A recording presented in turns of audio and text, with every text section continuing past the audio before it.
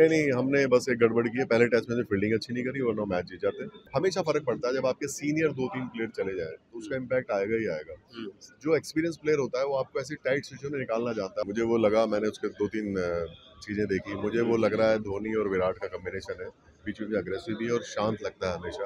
ये सीरीज़ बहुत आसान सीरीज़ नहीं है। जब आप इंग्लैंड या ऑस्ट्रेलिया उनके घर पे जाके खेलते हैं तो ये बहुत प्रेशर वाली सीरीज़ है। एक नया कप्तान है, इतनी बड़ी सीरीज़ को करना आसान नहीं है। नमस्कार दोस्तों, बहुत बहुत स्वागत है एक बार फिर से आप सभी का। हमारे साथ यहाँ पर हैं अनिल चौधरी जी।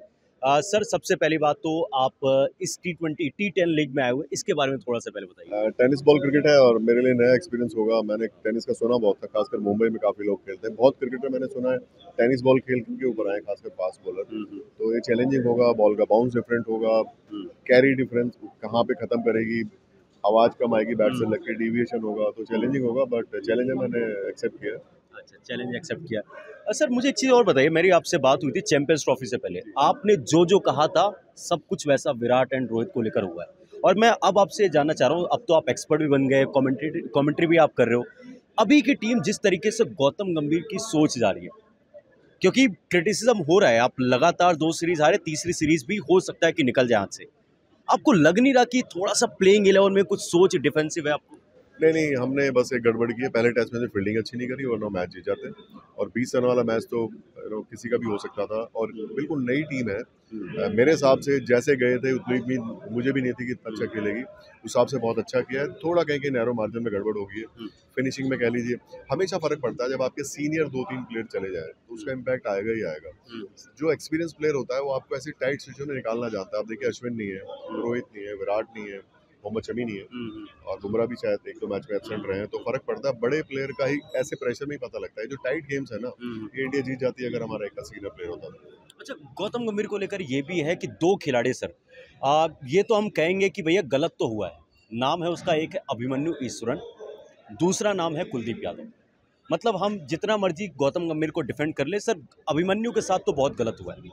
अभिमन्यु पिछले काफ़ी सालों से टीम का हिस्सा। आपको क्या लग रहा है कि वो क्या मिस कर रहे हैं कि उनको मौका नहीं मिल पा रहा है, एंड कुलदीप यादव ऐसा क्या गलत कर रहे हैं? टीम का कॉम्बिनेशन और पिचेस का सब देखना होता है। आपके पास स्लॉट ही नहीं होता। कई बार आपको देखो, इंग्लैंड में जब जाएंगे आप फास्ट बॉलर कम नहीं कर सकते। अच्छा, ठीक है। आप जडेजा का बैटिंग का एडवांटेज आप कैसे कंपेयर करेंगे? तो कई बार ये सब ऐसे होता है। कई बार से डॉक्टर नहीं होता, आपको ये दवाई दी वो दी, फिर 2 दिन बाद वो देखता है। ऐसा ही है। और ये ना पूरी टीम मैनेजमेंट का डिसीजन होता है। आप गौतम के ऊपर ना जाइए। जो की प्लेयर हैं वो सब बैठते हैं, सेलेक्टर भी होते हैं। तो आप इसको इफ एंड बट्स में कई बार नहीं नाप सकते। यही अगर 2 मैच जीते होते तो आप गौतम कहते कितना देखो उन्होंने ये किया वो किया। सो ये कई बार ये बस ऐसे है कि कई बार जगह नहीं बनती है बाई चांस। आप किसी प्लेयर को उसके ना खेलने से या खेलने से कंपेयर नहीं कीजिए।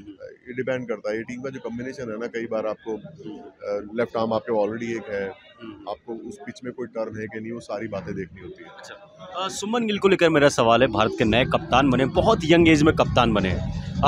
भारतीय टीम ने मतलब एज अ बल्लेबाज उन्होंने काफ़ी अच्छा किया हुआ है। आप सुमन गिल की कप्तानी को किस तरीके से देखते हो, क्योंकि उनकी कप्तानी पर सवाल उठे कि 69th ओवर में आप सुंदर को लेकर आ रहे हो, पहले मैच में आप जो है शार्दुल को सही समय पर गेंदबाजी नहीं करवाते। एज ए एक्सपर्ट आप अगर देख रहे हो, सुमन गिल की कप्तानी आपके हिसाब से अभी तक कैसी है? देखिए, मुझे वो लगा, मैंने उसके 2-3 चीज़ें देखी। मुझे वो लग रहा है धोनी और विराट का कॉम्बिनेशन है। बीच में भी अग्रेसिव भी है और शांत लगता है हमेशा।